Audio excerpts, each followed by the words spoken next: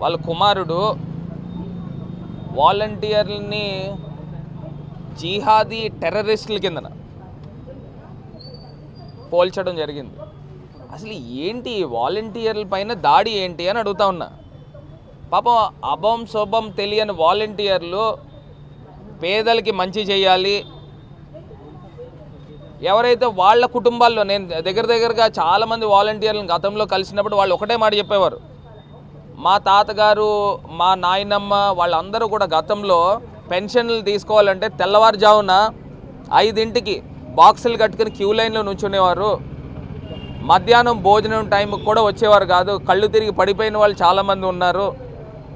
ఇంకా ఆంధ్రప్రదేశ్ రాష్ట్రంలో ఏ అవ్వాతాతకి ఇది జరగకూడదని మేము 5,800 ఆనరోరియం తక్కువైనప్పటికీ కూడా మేము చేస్తూ ఉన్నామనంటే జగనన్న పేద ప్రజలకి పెద్దపీట వేస్తూ ఉన్నారు, అందు గురించి మాకు మంచి జాబ్ దొరికేదాకా టెంపరీగా చేస్తున్నామని వాళ్ళు చెప్తా ఉన్నారు.